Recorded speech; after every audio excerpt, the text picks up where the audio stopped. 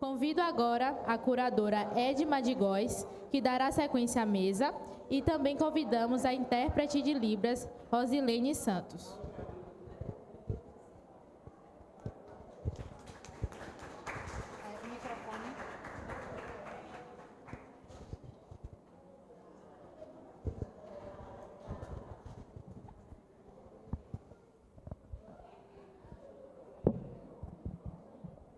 Oi? Oi, estão ouvindo? Gente, boa noite. Eu espero que as pessoas que estão lá fora me escutem e entrem aqui também para participar desse momento com a gente. Quero agradecer também a presença de todas as pessoas aqui e espera também, a gente está um pouquinho atrasado em função dos autógrafos também da mesa anterior. Bom, então a próxima mesa eu vou convidar a Mônica Santana, que é dramaturga, escritora, roteirista e professora doutora em artes cênicas pela UFBA.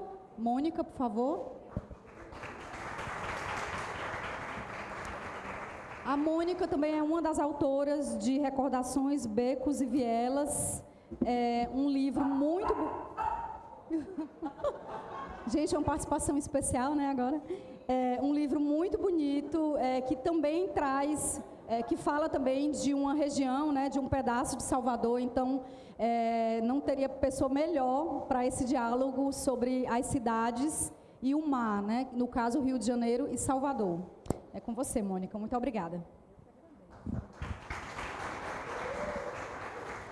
Obrigada, Edma, obrigada a toda a equipe do Flip, eu nunca sei se eu estou falando certo, Flip PF, Flip PF, fazer minha audiodescrição. Eu sou Mônica Santana, sou uma mulher negra, de tom claro de pele, sou baixinha, 1,57 m, a gente estava conversando sobre isso lá dentro. Eu estou com tranças na altura dos meus ombros, uma blusa amarela e uma saia midi azul, uso uma pulseira de serpente, reverenciando meu pai Oxumaré, e vou conversar com dois autores que eu me sinto muito alegre e honrada de poder trocar ideia com eles. Mas antes de anunciá-los, eu vou falar um pouco do que é o tema dessa mesa. O tema dessa mesa é as cidades e o mar. O litoral é personagem central das cidades como Salvador e Rio de Janeiro. A vida pulsa nas faixas de areia até o mar, onde trabalhadores e visitantes dividem espaço nos cartões postais das duas cidades. Esta mesa recebe os escritores Giovanni Martins, autor de Via Ápia e Sol na Cabeça, e Jorge Augusto, autor da plaquete O Mapa de Casa e Muvuca, para uma conversa sobre as cidades nas suas obras, o litoral como um importante marcador social do país. Então, convido Giovanni Martins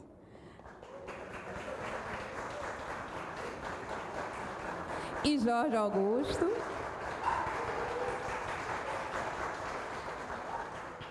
Giovanni Martins nasceu em 1991 em Bangu, no Rio de Janeiro. Em 2013 e 2015 participou das oficinas da Festa Literária das Periferias, a FLUP. Seu primeiro livro, a coletânea de contos O Sol na Cabeça, foi vencedor do Prêmio Rio de Literatura 2019 e ganhou edições em 10 territórios pelo mundo. Via Ápia é o seu primeiro romance, que conta a história de 5 jovens durante a chegada da UPP na Rocinha. O livro foi vencedor do Prêmio APCA 2023 de melhor romance. Jorge Augusto. Muito bom, aplausos. Eu vou fazer que nem o meu colega, pedir aplausos para fortalecer. Jorge Augusto é poeta e professor soteropolitano do bairro da Liberdade, doutor em Literatura e Cultura pela UFBA, docente da Universidade Estadual do Sudoeste da Bahia, UESB, e do Instituto Federal Baiano, onde compõe a direção do NEAB.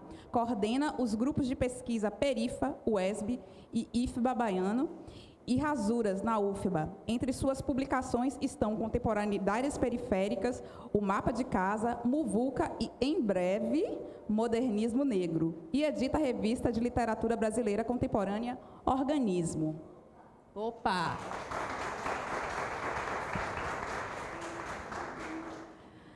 Bom, muito honrada dessa conversa, de abrir essa roda, e eu vou pedir que os meus colegas,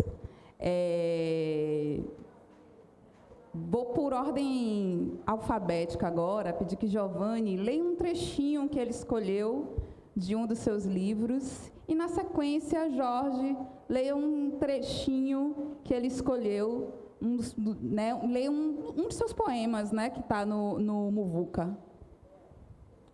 Olá, gente, boa noite. Obrigado pela presença. Vou ler um trechinho aqui. Mônica tinha pedido para eu ler um trecho, mas era no final do livro. Eu vou deixar vocês para conhecer o final sozinhos. Está vendendo lá fora.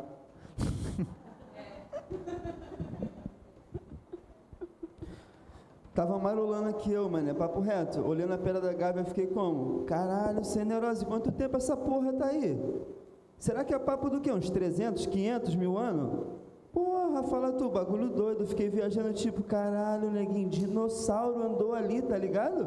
Tem noção, mano? Uns bichos enormes, maior que uma árvore. Porra, aí se liga no bagulho doido. Dinossauro teve lá, os índios teve lá, e agora, mano, é só pegar uma trilha que a gente vai passar por lá também, pegou a visão? Tipo assim, mudou a porra toda, os caras inventou carro, fuzil, avião, mas aquela terra ali, mano, é a mesma terra, tá ligado?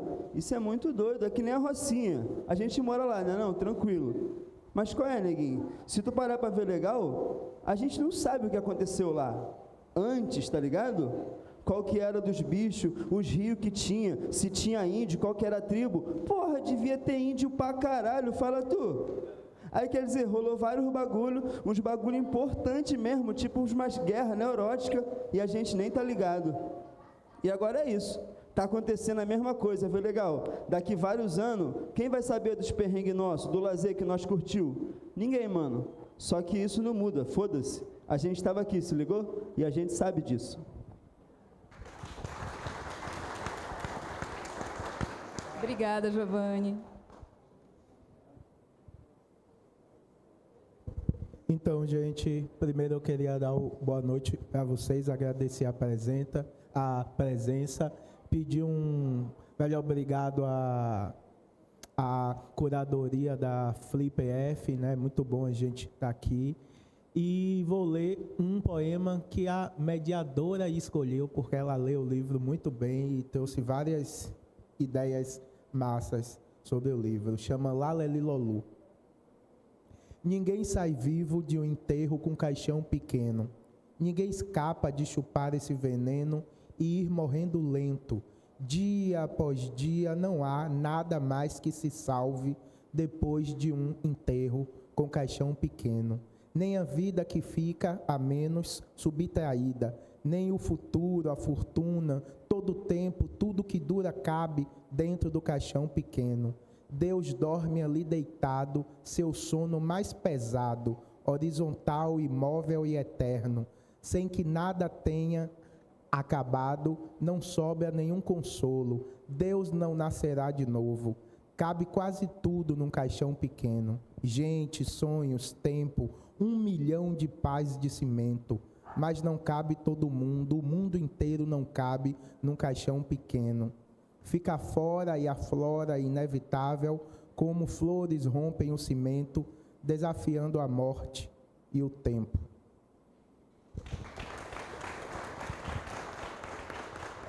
Obrigada, Jorge. Alguns avisos.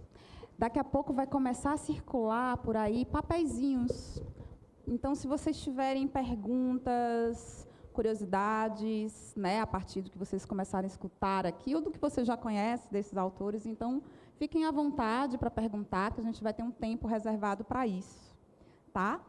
E depois, né, os livros de ambos, e o meu também está sendo vendido aqui fora, então depois vai ter aquele momento para foto, para autógrafo, contem com isso.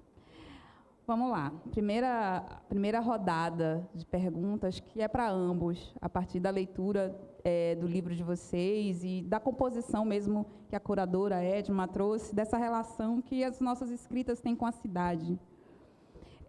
E as nossas cidades, né, tanto Salvador quanto Rio de Janeiro, são cidades que aparecem fortemente na literatura brasileira, mas a escrita de vocês traz uma outra perspectiva para as histórias e para a poesia que fala sobre Salvador, né? Para a prosa que fala sobre o Rio de Janeiro. Há uma atualização no modo como vocês escrevem e descrevem as cidades. E eu queria saber que atualização pode ser essa? O que é que vocês acham que a escrita de vocês produz de olhares diferentes sobre Salvador e Rio de Janeiro?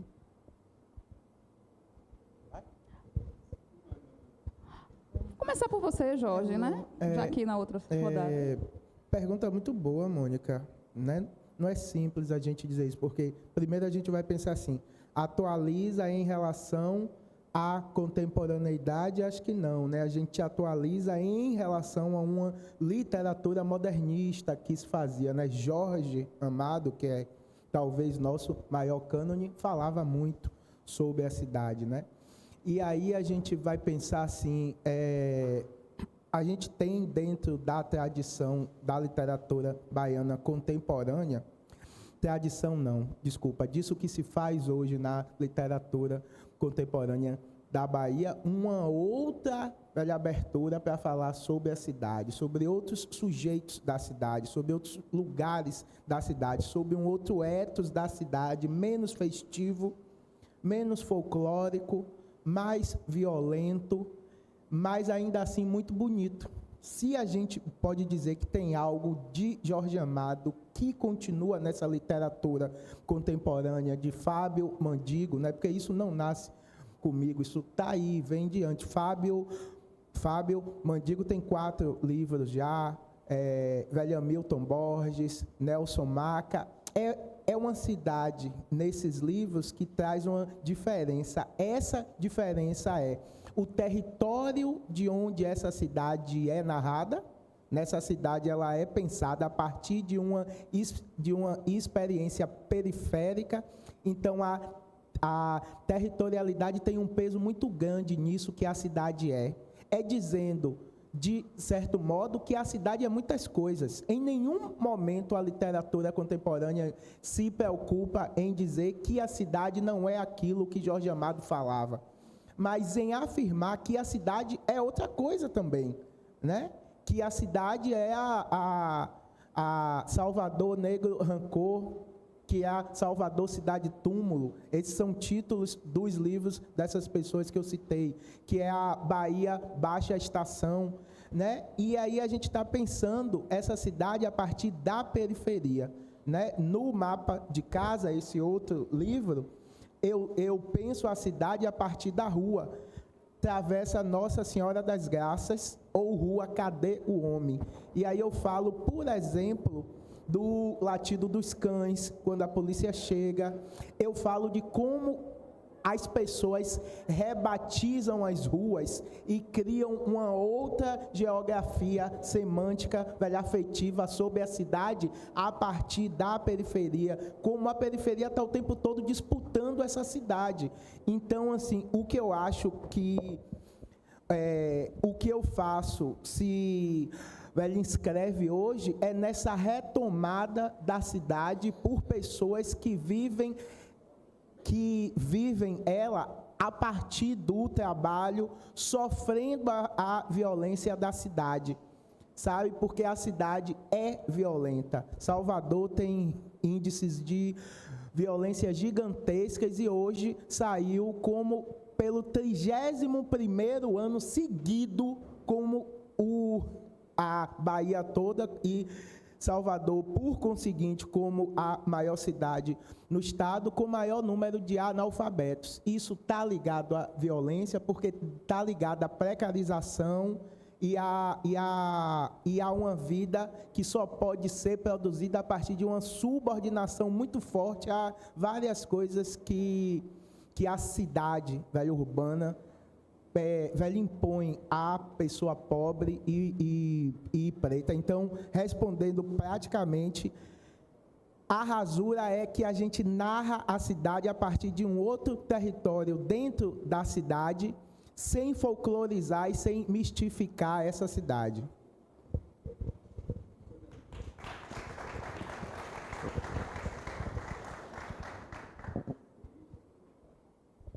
E aí, gente, boa noite. Falando de novo aí, o pessoal que chegou. Agradecer também a curadoria, todo o pessoal do evento, Mônica, Jorge.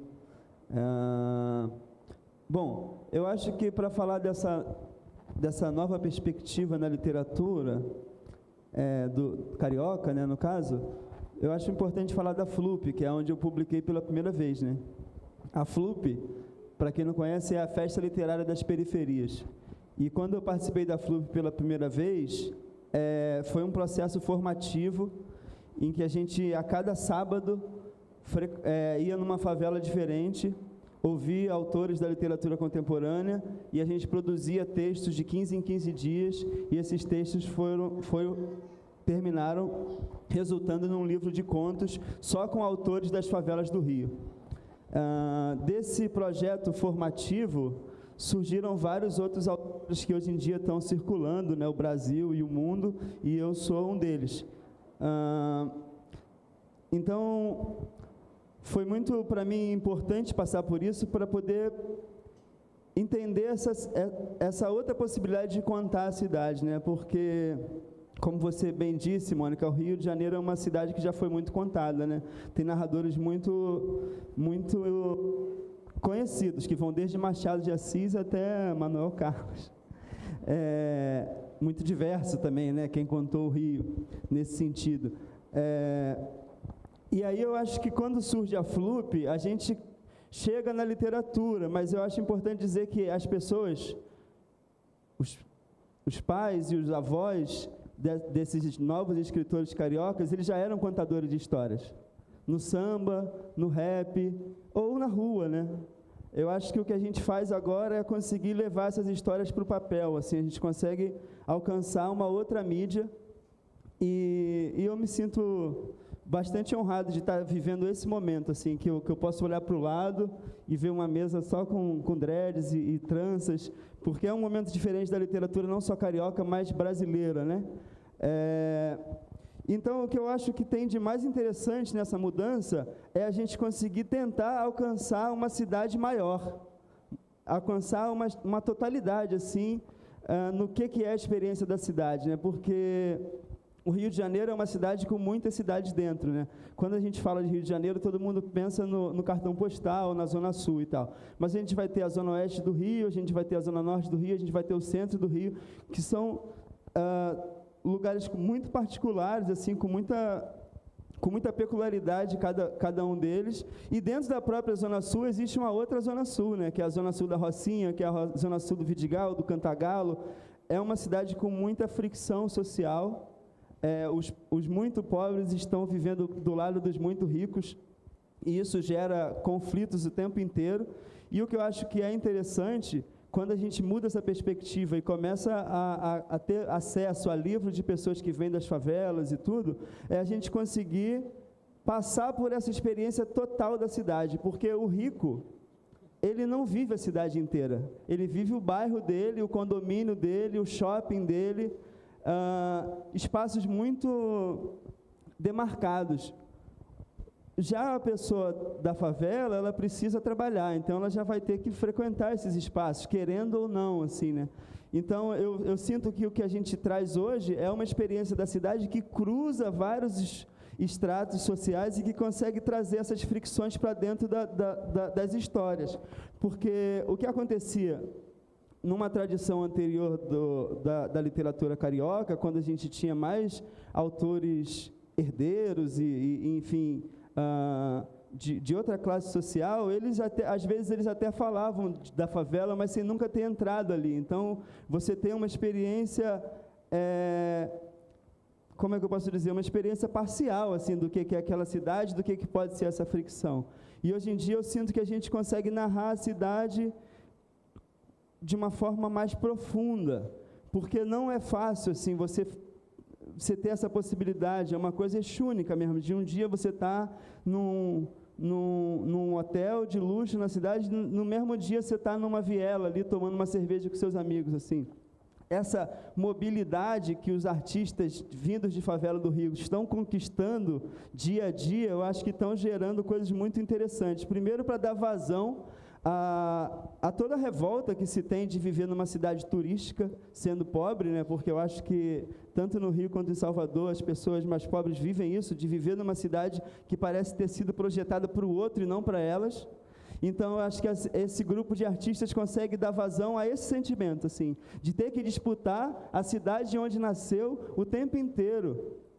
E eu acho que isso é muito forte, assim, na nossa literatura, tem gerado frutos e tem contado de uma outra cidade do Rio de Janeiro. E hoje em dia o que eu acho que é o nosso próximo passo é que a gente consiga afirmar o quanto essa literatura não é um nicho. Na real, quando a gente para ver legal, o Brasil parece muito mais com a Rocinha do que com o Leblon, que é a novela lá universal, a narrativa universal da TV Globo. Então, eu acho que a gente alcançou esse espaço de narradores, de contar nossa própria cidade, nosso próprio bairro, nossa própria cidade, e agora eu acho que o próximo passo é a gente conseguir marcar a importância desse movimento de mudança, né? O quanto essa mudança é importante, não só para nós, mas para a literatura brasileira como um todo, porque ela para de ser vista apenas de um ponto de vista e ela abre esse ponto de vista e nos traz histórias que têm potencial muito maior de comunicar com o brasileiro comum.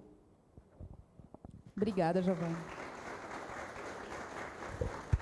Quero dar boa noite, que chegou uma galera. Boa noite, bem-vindas, bem-vindes aqui. A gente está na mesa intitulada Cidades e o Mar. Estamos conversando com Giovanni Martins, do Rio de Janeiro, com Jorge Augusto, daqui da Bahia, Salvador.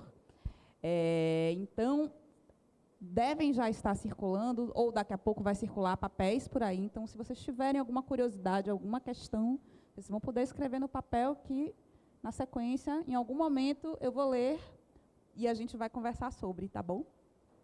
Minha segunda pergunta, que também tem a ver com o tema, né? Esse tema, título da nossa mesa, lendo os textos de vocês, do mesmo modo que a violência aparece, a revolta aparece, as inquietações com relação à cidade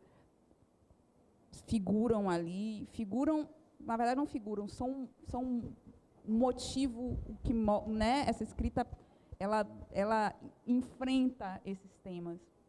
Mas o mar também atravessa e se infiltra nessa escrita, né, de vocês, nas imagens que vocês compõem, e muitas vezes até fazendo um outro assim, na minha leitura faz um contraponto, inclusive, a determinados locais de muito cimento, de muito concreto, de muita violência. O mar se aponta, né, nos textos de vocês como um outro horizonte. E aí eu queria saber como é que é essa relação de vocês com o mar e as imagens que vocês criam através do mar, com toda a ampla possibilidade de semântica que o mar traz para a gente, de significados que o mar traz para a gente. Quem quer começar? Quer pegar, Jorge? Eu vou. Eu acho que, né, a gente pode partir de uma dessas significações semânticas que eu acho que é bem clara para todo mundo, né? Mar tem a ver com lazer, com descanso, com beleza, né? Eu estava falando com Giovanni que eu fiquei espantado com o Rio, porque eu moro em Salvador. Salvador é lindo. Eu falei, não vou ficar espantado com o Rio. Quando eu cheguei no Rio, eu fiquei espantado porque aquilo é bonito demais. E aí a minha sorte foi que do Rio eu voltava para Salvador. Então o mar tem essas ideias, descanso, lazer, né? Beleza. E a literatura que eu fiz, assim, eu acho que a minha obra se relaciona com o mar no sentido de ser anti-marítima, porque os personagens não têm tempo de lazer, de descanso. Esses territórios que eu narrei não são territórios de vida, como é a praia. A praia é um território de vida, de lazer e beleza, portanto, de vida, né? De ócio. E a praia, para essa população, além de ser um lugar de ócio esporádico, é um lugar de trabalho também. Então, a periferia ela surge aí como o avesso do mar. esse lugar aonde se está sempre trabalhando, aonde se está sempre produzindo, aonde a vida está sempre por um fio, né? Um lugar de precariedade, de tempo limitado. Então, eu funciono pensando essa periferia, pensando a rua Nossa Senhora das Graças, pensando a rua Cadê o Homem, como esse avesso do litoral. É a cidade que fica afastada do litoral, mesmo estando muitas vezes a 3 quarteirões desse litoral. Eu morei na invasão da Ribeira, que é perto da praia, pertíssimo. Mas os meninos iam na praia rapidamente, domingo de manhã, mas eles iam jogar bola. Eles iam porque não tinham quadra, porque não tinham campo. Então, a praia, e iam muito mais cedo porque iam vender picolé, porque iam trabalhar, porque iam vender outra coisa. Jogava bola, voltava para casa. Não tinha essa proximidade afetiva com a praia. Não tinha, a família não ia na praia. Eles iam sozinhos, a gente era tudo moleque de rua. Então, a periferia, de certo modo, semanticamente, é esse avesso do litoral. Pelo menos dentro dos meus livros é assim.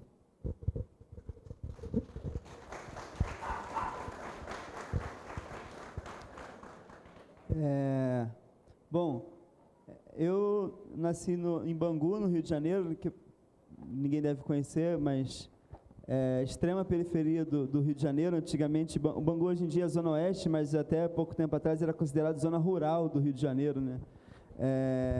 E era muito longe da praia, né? Eu cresci até os meus 11 anos de idade, eu morei muito longe da praia, era quase 1h30 da minha casa até a praia, o que é estranho um carioca falar, né? Que mora muito longe da praia, as pessoas se assustam.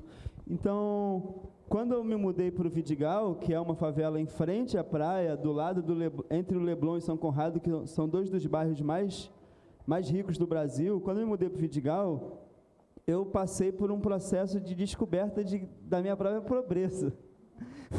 Porque quando você vive num bairro periférico e todo mundo é meio parecido com você, as casas são meio parecidas e tudo, é uma pobreza mais abstrata, assim, eu diria. Assim. Você sabe que você não tem tudo que você quer, que faltam coisas, que falta acesso, que seus pais estão sempre cansados, que tem que atravessar a cidade inteira para ir trabalhar, mas você, enquanto criança, está ali, vendo televisão, recebendo sua comida. Quando eu fui para o Vidigal, eu tive essa sensação palpável do que era pobreza, porque eram os muros e as portas fechadas, né? Os clubes, o segurança do shopping, enfim, todo um aparato do Estado e da iniciativa privada que me dizia que aquele lugar, eu não era bem-vindo naquele lugar. Isso foi muito chocante para mim. Eu acho que a minha literatura ela se alimenta bastante desse choque e da fricção social que eu fui exposto a partir de então. E aí o mar, ele aparece como um lugar de fuga, assim, era um lugar gratuito. E eu passei a minha adolescência inteira na praia, junto com os meus amigos. Mas também, o que não impediu da praia ser um lugar de trabalho. Trabalhei na praia um pouco antes de publicar O Sol na Cabeça também. Então, muitas relações com o mar, mas sempre com esse lugar do refúgio, né? É um lugar de... Sei lá, é um lugar que é tão grande que não seria possível construir muros. Então, a gente desce para a praia ali, né? O morador do Vidigal, ele usa a praia diariamente, assim, se apropria da praia, joga bola na praia, leva o cachorro para passear na praia, corre na praia, transa na praia, enfim, a praia está ali para o uso do morador do Vidigal, da Rocinha, do Cantagalo. Assim como também está para o trabalho, né? Tá para tudo, assim, eu sinto a praia com essas múltiplas funções assim, na vida do carioca, e principalmente do carioca vindo das favelas. E aí, nos meus livros, tanto O Sol na Cabeça quanto Via Ápia, no Sol na Cabeça são contos que passam em várias partes da cidade, então uma espécie de mosaico do que é o Rio de Janeiro para mim, e o Via Ápia se passa todo na Rocinha, né? no período de 2011 2013, quando chega o PP. Então, a partir desses dois livros, eu senti que criou um entendimento de que eu tinha uma literatura urbana, por estar sempre falando da rua, e por estar sempre falando dos ônibus e do transporte público. Só que, com o tempo, eu começo a perceber que, na real, a minha literatura é anti-urbana. Os meus personagens sempre tentando fugir dessa cidade que os aprisiona, dessa cidade que os interdita. E muitas vezes essa saída é pela natureza, vai ser por uma trilha que vai dar no alto de uma pedra, ou vai ser pelo mar, ou a própria relação com a maconha, né, que é uma outra planta, que é uma outra saída para essa cidade que aprisiona. Então, comecei a abordar a minha literatura como uma literatura anti-urbana, pensando numa coisa que eu conversei uma vez, tive o privilégio de ter uma conversa com o Nego Bispo, filósofo quilombola, e ele me falou assim: a favela não faz parte da cidade, a favela faz fronteira com a cidade. E aí eu acho que essa fronteira, ela também está ligada ao mundo natural. A maioria das favelas da Zona Sul estão nos morros, né? Atrás da favela tem a montanha. A minha última casa na Rocinha tinha um pedaço da montanha dentro da minha casa, embaixo da pia. Então a gente está com esse contato constante ali. E a praia também. Então, na minha literatura, eu sinto que o mar é esse campo de disputa também, assim, tanto que o primeiro conto, Do Sol na Cabeça, são os meninos que querem ir à praia. Todo o conto se baseia em cima da vontade de 3 meninos de curtir um dia de sol e as dificuldades que uma cidade como o Rio de Janeiro pode causar para um objetivo aparentemente tão simples. Então, eu vejo que o mar, ele aparece como esse lugar de beleza, como esse lugar de trabalho, mas principalmente como símbolo dessa disputa, né? Porque não tem como colocar segurança de shopping na praia. Então, você vai estar sempre... A fricção social que eu falo, que está ali entre morro e prédios, na praia, as pessoas se cruzam realmente. As pessoas que moram nesse prédio, as pessoas que moram nesses morros, estão se cruzando. Então, na minha literatura, eu sinto que o mar, ele simboliza muito esse lugar da beleza, do prazer, mas também essa disputa que a gente trava cotidianamente para existir numa cidade como o Rio de Janeiro. Mônica, você me permite falar só uma coisinha que eu acho assim fundamental costurar, tanto na minha fala quanto na de Giovanni. A gente vê o seguinte: não se trata de ir ou não à praia, né? É de como se vai à praia, é de como a população, como os grupos sociais vão à praia e o significado que tem ir a essa praia. Por exemplo, a gente vai pensar a periferia de Salvador, subúrbio mesmo, subúrbio ferroviário, economicamente a parte mais pobre da cidade. Tem gente que mora efetivamente a uma rua da praia, né? Mas não se trata de juntar a família, ir à praia como um lazer programado, com sobra de tempo. A praia, né, se a gente pensa na população negra pobre, a gente chegou neste país pela praia. E a praia é o limite. A praia é o limite do lazer, é o limite pobre. Você não pode pagar um show de R$230 na Concha Acústica, domingo, você vai para a praia. Você não pode ir para um circo, que é R$150 a entrada, você vai na praia.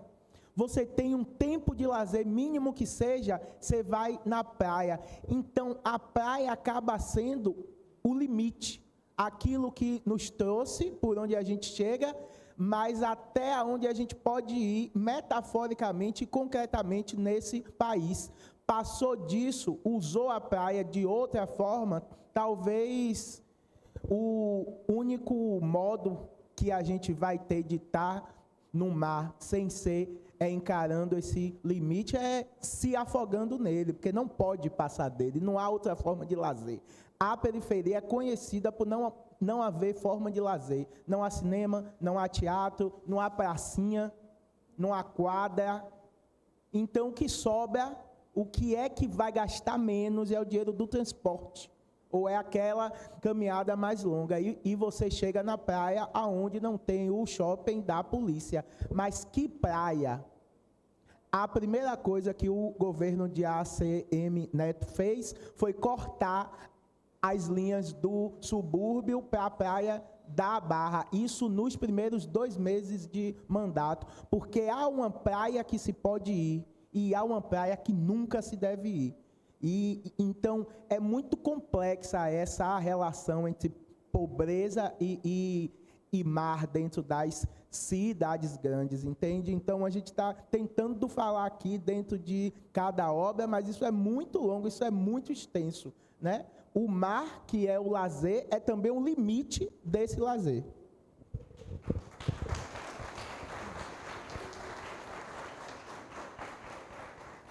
Eu vou fazer mais uma pergunta para ambos, e eu estava falando para Jorge que essa pergunta, toda vez que eu vou fazer uma mediação com outros escritores, não somente com escritores, mas com outros colegas artistas, eu sempre coloco essa pergunta.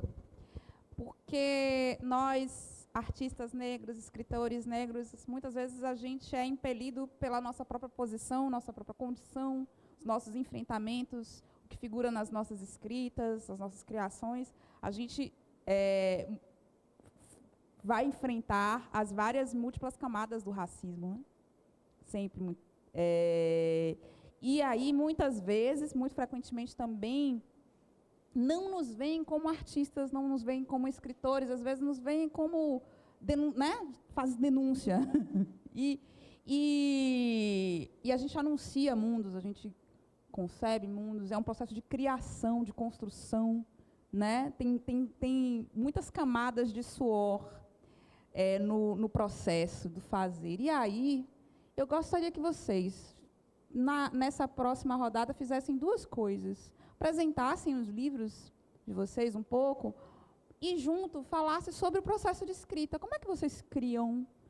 Vocês são atormentados? Eu sou uma pessoa, quando é uma coisa absolutamente autoral, ela vem de um tormento. Eu fico ali sonhando, umas vozes na cabeça, uma agonia, e aí a escrita sai.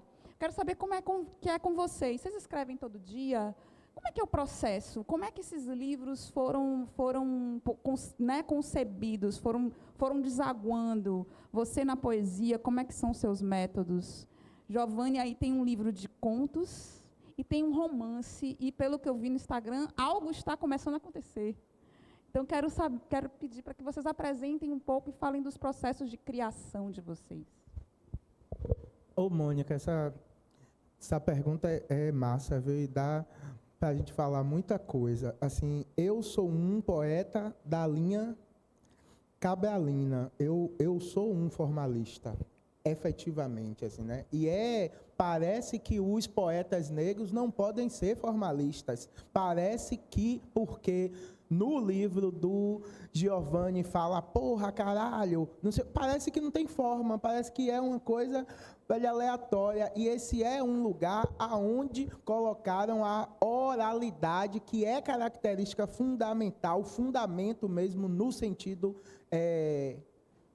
epistemológico preto, é fundamento, é estético de um saber e de uma arte, num lugar como de não forma. É o contrário, né? É o contrário. Essa oralidade que vem lá das comunidades terreiros, que vem da mistura de línguas entre as várias nações negras, indígenas que conviviam nesse país, que convivem, essa oralidade migra como uma forma de saber, como uma forma de dizer o mundo para esse mundo contemporâneo, para essa sociedade contemporânea. Então, eu penso esteticamente a minha obra, eu penso mesmo assim, eu penso a longo prazo.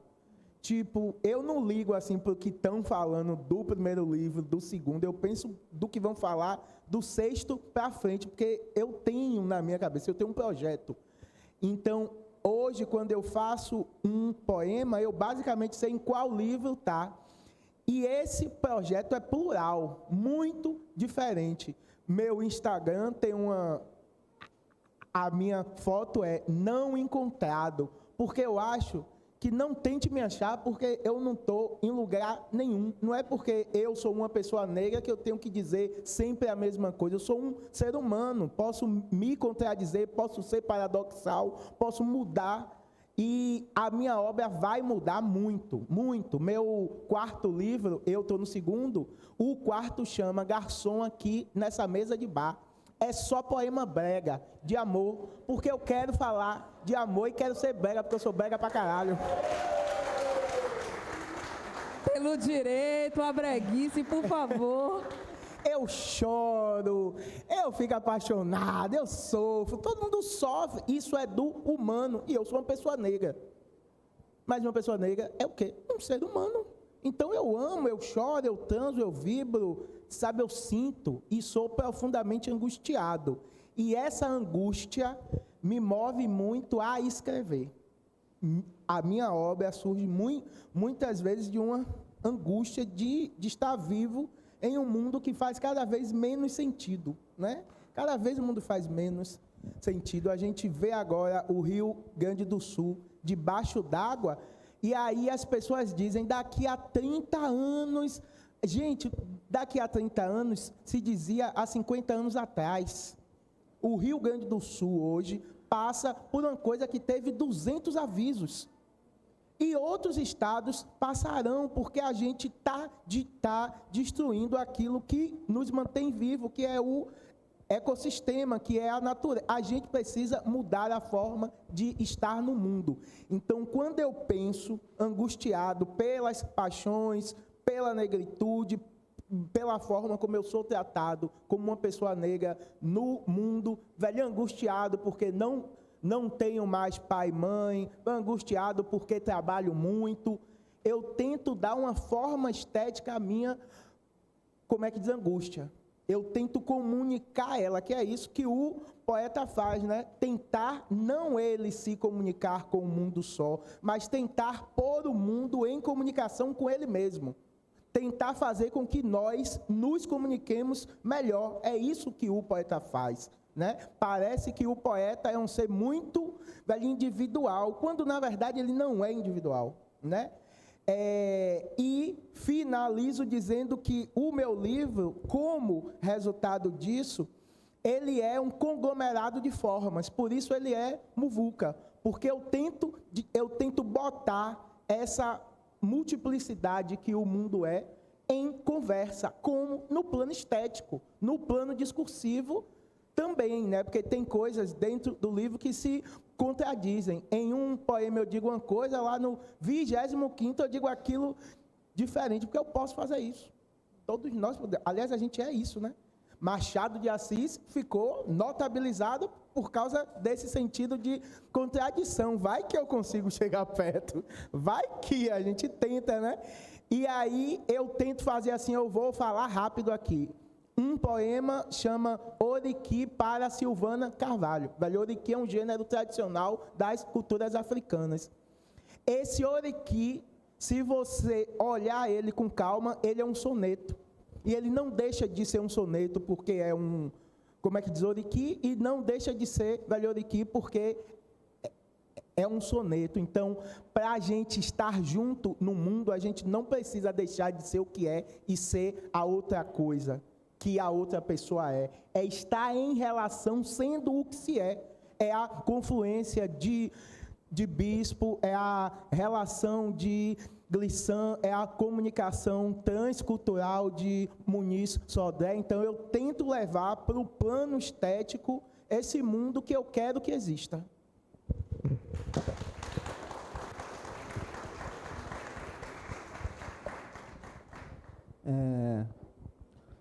Pô, demais ouvir Jorge falando assim. Eu tenho pensado muito sobre isso também, sobre como talvez a maior dificuldade que a gente enfrenta hoje de mudar a maneira como a gente vive é das pessoas não conseguirem enxergar um outro mundo, né? Parece que o mundo que existe agora é o único mundo possível. E eu acho que o trabalho do artista cada vez mais se revela para mim como uma forma de revelar novos mundos possíveis, novas maneiras de existir nesse mundo. Mas falando sobre o meu processo, Eu achei muito interessante ouvir o Jorge falar também, porque eu também penso a longo prazo no meu projeto literário, tanto que agora eu estou saindo de uma fase que eu chamo de análise da realidade, que fiz com o Sol na Cabeça e Via Ápia, e estou migrando para a minha próxima fase, que é a fase Utopias Revolucionárias. Então, falando sobre o Sol na Cabeça, por que eu acho que conversa muito com a fala do Jorge? Porque quando eu fiz o Sol na Cabeça, eu tinha 23 para 24 anos. Eu tinha... Bom, eu saí da escola, né, na 8ª série, então eu não tinha...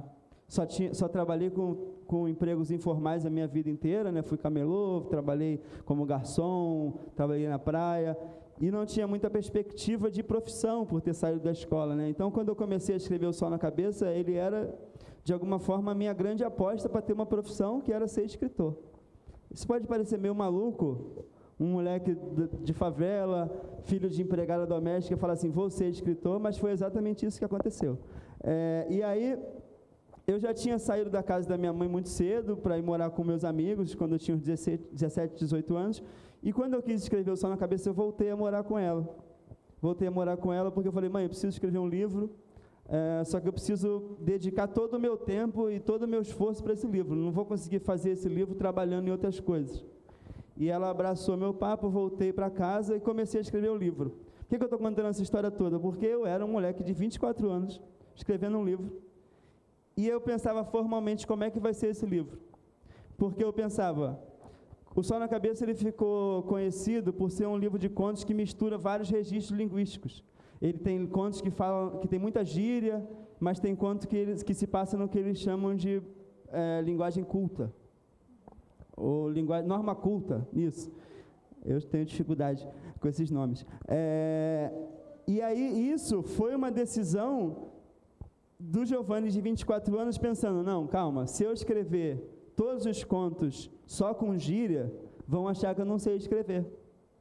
Então era eu preocupado com, vou ter uma profissão, 2, isso vai me dar algum dinheiro, 3, o que vão achar de mim? E aí eu faço esse livro que mistura todas as linguagens, que é de alguma forma um cartão de visita na literatura brasileira, falando assim, olha, eu domino essa língua, e eu faço com ela o que eu quiser. Tanto que no Via Ápia, eu já desapego dessa ideia de misturar os registros, aposto no registro da linguagem urbana, da gíria, do dialeto urbano, mas ao mesmo tempo, nesse meu narrador, que é como se fosse um 6º personagem e que fala a língua muito parecida com dos personagens, ao mesmo tempo ele se sente livre para poder usar qualquer outra palavra dita da norma culta, que é um momento em que eu, enquanto narrador, estou dizendo, domino essa língua e essa língua nos pertence. Então, esse tipo de preocupação que a gente precisa ter previamente já diz muito sobre a pressão de um mercado para o que vão ser as nossas vozes. E eu sinto que hoje em dia a gente tem conseguido se afirmar nossa linguagem de uma forma mais fluida, porque agora a gente também não está sozinho, né, nesse mercado, né? A gente vai ter outros autores que vão estar dialogando, que vão estar escrevendo histórias de outras favelas, de outras periferias com linguagens diversas. Então, o meu processo de criação, ele foi muito atravessado por essas questões. Eu costumo pensar que o Sol na Cabeça, ele era o livro que eu podia fazer naquela época, morando com a minha mãe, com uma máquina de escrever, enfim, com toda essa pressão assim, de ter uma profissão, o que vai ser. Eu me sentia muito velho com 24 anos de idade. Eu achava que eu já tinha chegado no limite assim, do que era a vida adulta e que eu precisava dar um rumo na minha vida. E aí eu fiz esse livro, que é o livro que para mim é o livro possível, assim, né? Que era um livro possível naquele momento, é um livro muito desesperado, assim, de alguém que queria muito contar essas histórias e de alguém que queria muito ganhar algum dinheiro por contar essas histórias também, porque a questão da grana sempre teve em jogo comigo na literatura. Já o Via Ápia, ele é um livro que nasce numa situação mais confortável, assim. Eu lembro até de uma vez, depois de publicar o Sol na Cabeça, eu morava no Vidigal, mas eu aluguei um apartamento de 2 andares, e estava lá no Vidigal, de frente para a praia, na minha rede e tal, bem alimentado. E aí veio uma pulga atrás da orelha e falou assim, porra, agora que eu não preciso mais de correr atrás de dinheiro, para que eu vou escrever? E fiquei um pouco angustiado assim mesmo, será que eu vou conseguir escrever sem precisar da grana assim, urgente? E aí eu comecei a entender outras motivações que eu tinha. Uma delas é a motivação estética, né? O tesão pela narrativa, por construir essas histórias, por escolher essas palavras, e uma necessidade emocional de lidar com coisas que nos atravessam, que nos angustiam. E o Via Apia, ele nasce exatamente dessa angústia, né? Eu tinha vivido na Rocinha exatamente nesse período que eu trato no livro, que é a invasão da polícia na Rocinha. E eu acho que eu nunca tinha elaborado isso de uma forma tão profunda, assim, né? Porque a gente no Rio, a gente faz piada de tudo, as coisas estão caindo ao nosso redor, a gente está rindo, assim, aquele riso de nervoso, aquele riso cheio de rancor. E aí o Via Apia, ele foi o meu processo de elaboração, assim, foi a minha terapia desse período, de alguma forma, e hoje em dia eu olho para ele. E se o Sol na Cabeça era o livro que eu podia fazer naquela época, o Via Apia eu vejo como o livro que eu precisava fazer. E aí, tudo isso para dizer que agora, depois desses 2 livros, eu estou conseguindo respirar um pouco de tudo isso que eu contei para vocês e começando a pensar no livro que eu quero fazer. Isso tem sido uma sensação de liberdade que talvez eu nunca tinha experimentado antes. E aí, falando de processo em si, eu costumo ser bastante disciplinado assim, com a escrita, de escrever, ter horário para escrever durante o dia e organizar o que eu quero escrever, como eu quero escrever. Mas, ao mesmo tempo, eu sinto que, além desse meu processo no meu quarto, ali, na minha mesa de trabalho, a minha escrita, ela é coletiva também, né? É uma escrita que nasce de muitas pessoas e de muitas ideias correntes ali, né? Se eu não estiver trocando com o outro, eu acho que ela não existe. Então, eu acho que o meu processo de trabalho é um pouco isso, né? Tá aqui, trocar essas energias, essas ideias e depois levar para esse momento sozinho, refletir sobre isso e tentar dar a minha contribuição para essa visão, né? Porque eu acho que nenhum dos meus 2 livros eu fiz sozinho. Eu escrevi ele sozinho, mas tem muita gente que está nesse livro em todos os sentidos possíveis. E eu creio muito nessa dualidade no processo da escrita, né? O momento que a gente está sozinho, mas o momento que a gente está com o outro, e como é que a gente traz esse outro para dentro da nossa escrita.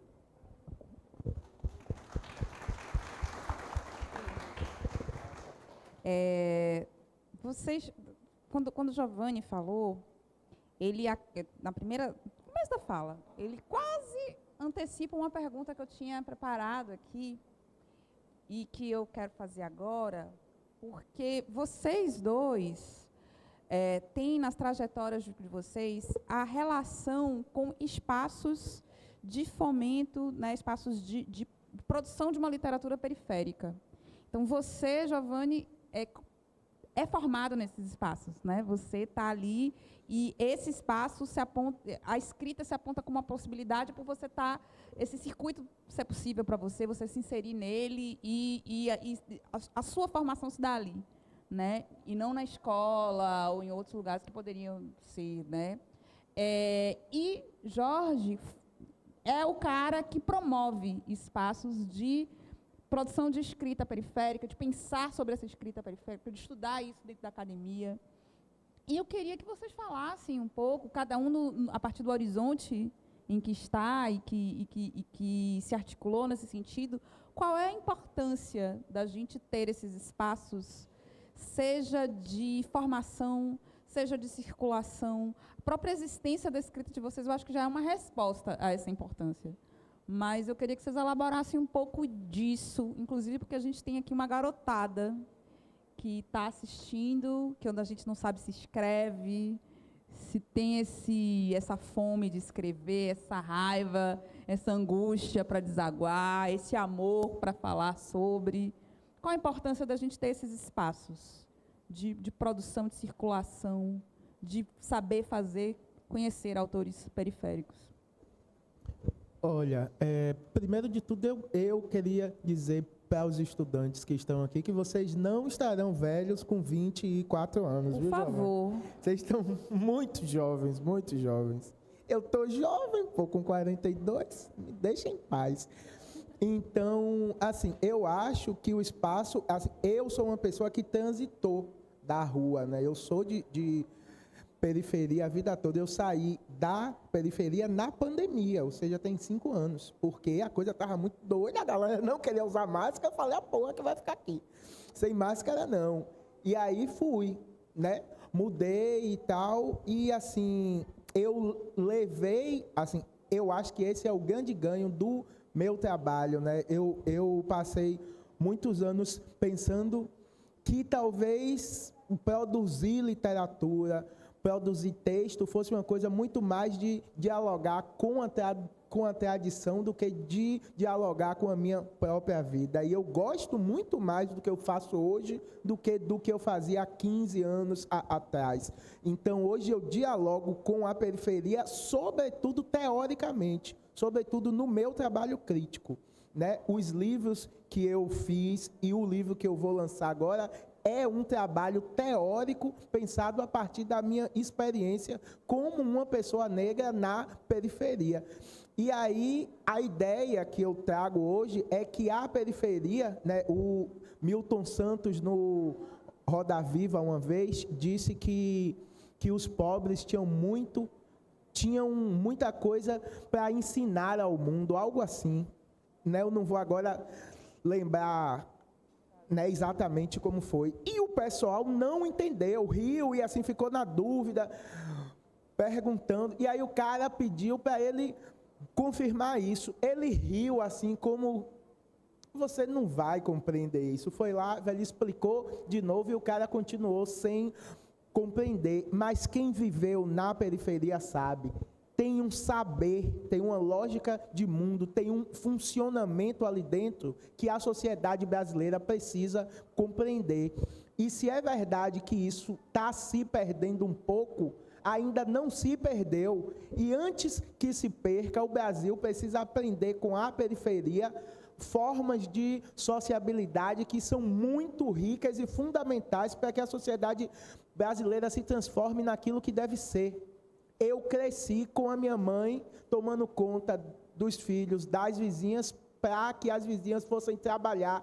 E era assim, era trocado. Isso não tinha uma combinação, isso era um funcionamento normal. Isso não é romantizar a periferia, não. A periferia tem muitas coisas ruins, mas tem muitas coisas boas. E muitas coisas boas esteticamente falando. O hip hop nasceu aonde? Os blocos afro nasceram onde? Grandes coisas nesse país, esteticamente falando, nasceram na periferia. Então, quanto mais a gente abrir espaços na arte, nas linguagens, no pensamento científico, acadêmico, a gente vai estar em contato com uma outra forma de produzir conhecimento que vai ser uma potência para esse Brasil e para o mundo.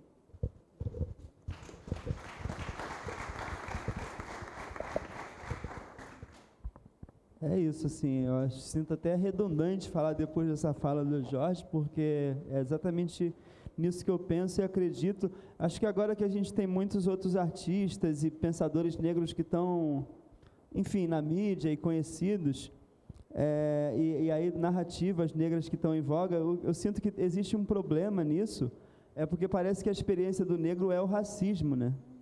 Só que quando você limita a experiência do negro ao racismo, você ignora todo o resto de vivências e de modos de vida, significações, que são a base desse país, assim, né? Inclusive na língua, linguisticamente falando, foram as periferias, foram as favelas, foram as pessoas negras indígenas que construíram a língua brasileira que a gente fala hoje.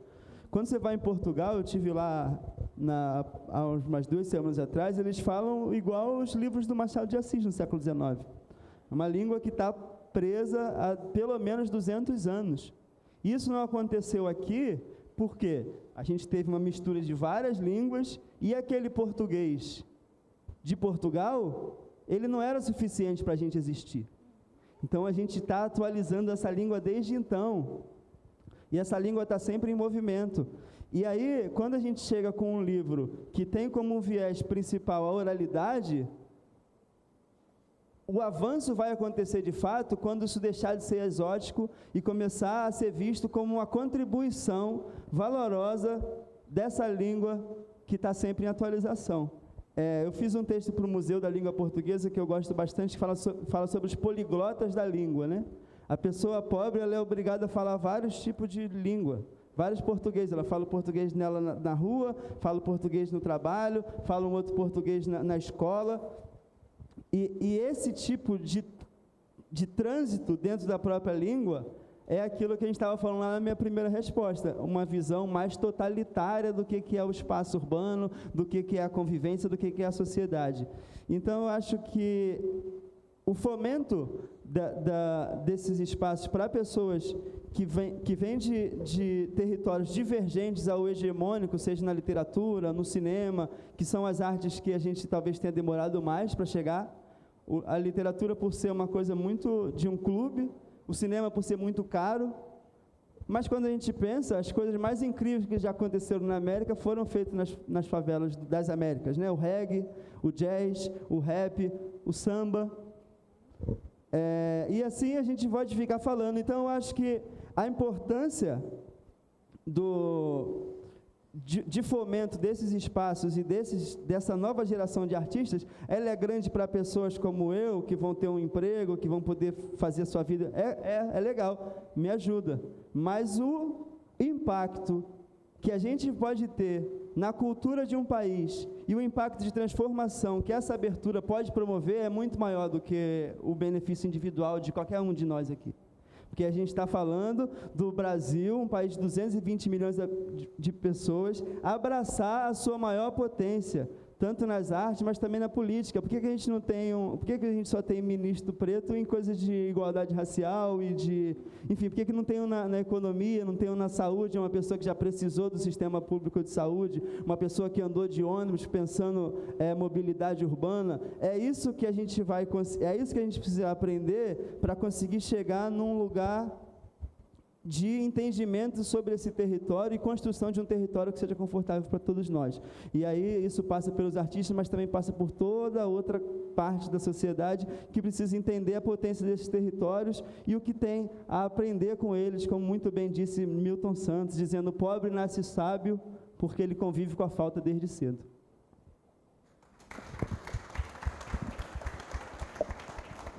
A gente está chegando nos nossos momentos finais. Tem uma pergunta aqui, que é uma pergunta de Paulo, da revista Odisseu, o Odisseu. Eu tenho a impressão que, de certo modo, vocês responderam ela, mas eu vou jogar, porque aí eu acho que pode ser uma fala de conclusão e a gente fechar os trabalhos. Paulo perguntou assim: como é que é escrever numa cidade na qual nos sentimos estrangeiros, né? Vocês se sentem estrangeiros? Você se sente estrangeiro dentro de Salvador, Jorge? Você se sente estrangeiro dentro do Rio de Janeiro? Vocês falaram disso de certo modo, mas acho que vocês podem concluir falando disso, desse sentimento. Tá. Pertencimento ou não pertencimento? Tá, antes de concluir, eu queria de novo, velho, agradecer Edman por esse convite, né, para essa mesa, há mesas e mesas. Muito obrigado, Edman. Mônica, pela mediação generosa, pela leitura. Você, velho, foda. Giovanni, pela troca aqui. Então, parece estranho, paradoxal e meio paranoico um negro dizer que se sente estrangeiro na cidade mais negra fora da África no mundo.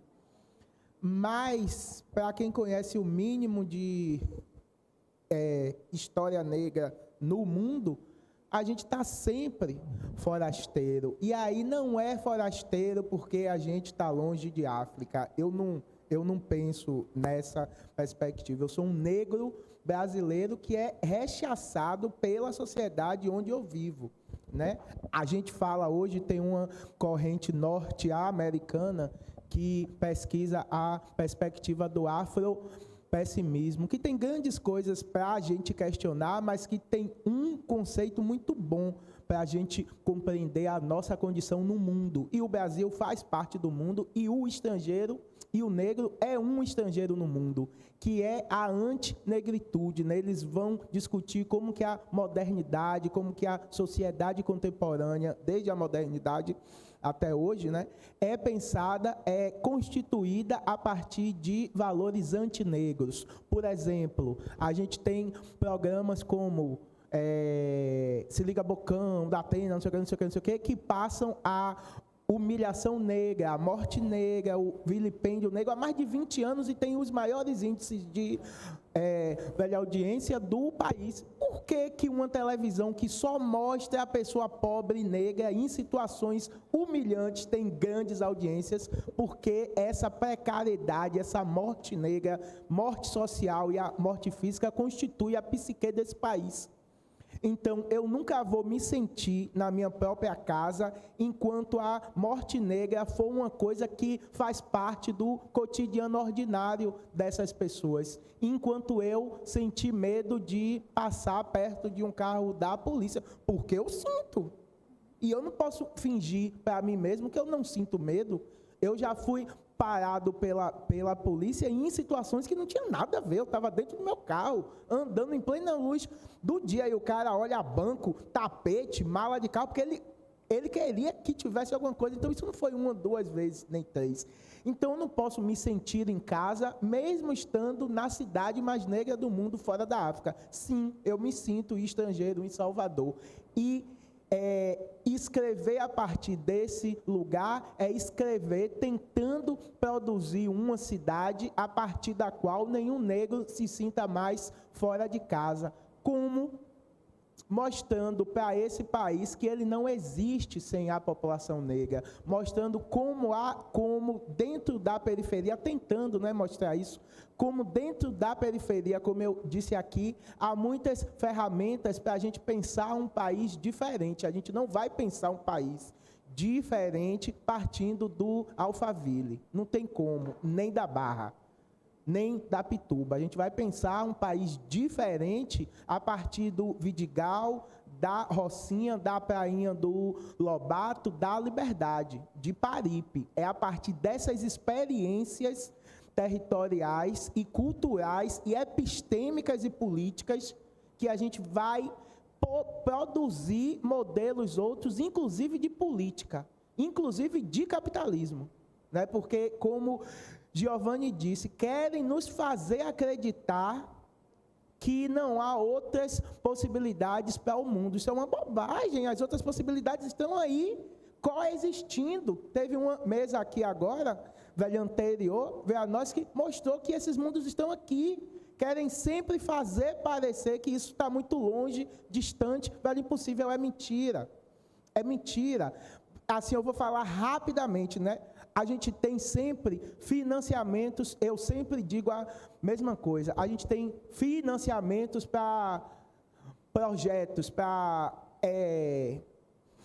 bancos, velho, empresas. Por exemplo, o BNDES financia 1 bilhão para uma fábrica. A gente podia dizer, olha, o limite de financiamento para velho, empresas LTDA com um dono ou dois é 1 milhão.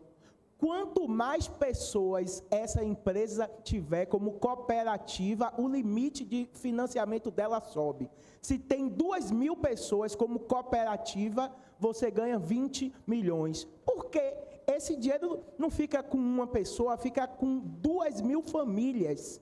Então, há uma outra lógica para a gente pensar esse mundo, mesmo dentro desse pobre e miserável capitalismo que a gente tem hoje. Há uma outra lógica assim, e é a partir dela e para ela que eu escrevo.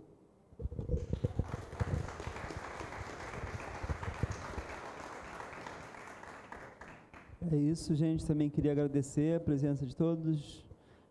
Agradecer a Edma pela curadoria, pelo convite, pela organização aqui da mesa, agradecer meus companheiros, Mônica, Jorge, muito bom estar aqui com vocês, pensando. Sobre ser estrangeiro, eu acho que sim, muitas vezes, eu acho que eu me sinto estrangeiro em qualquer lugar do mundo, assim, me contemplo com essa fala do Jorge, só que existem momentos que eu me sinto em casa, e eu gosto de pensar nisso, pensar no conceito de centro e periferia como algo móvel. Às vezes a gente é o centro e às vezes é a periferia. Se a gente se encontra num lugar que a gente está muito à vontade, que a gente está ali no nosso centro, o mundo em volta, que às vezes não entende aquela reunião, aí aquele mundo vira periferia naquele momento. E eu acho que o meu trabalho, ele vai por esse lugar, assim, né, desse sentimento de não pertencimento a algo, mas também de pertencimento, e como é que a gente consegue fincar o que nos pertence, o que é nosso, o que é nosso em termos de cultura, de significado, de modos de vida. Eu acho que o grande movimento dos meus livros até então, eu acho que é tentar subverter um pouco essa lógica do que é centro e do que é periferia, né? Tem muita gente, por exemplo, que pede para os meus livros terem glossário, porque eles não conseguem entender algumas palavras.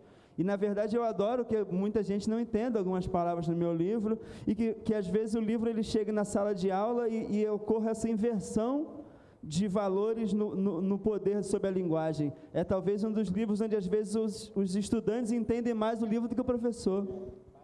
E isso é uma inversão no que é centro e no que é periferia também.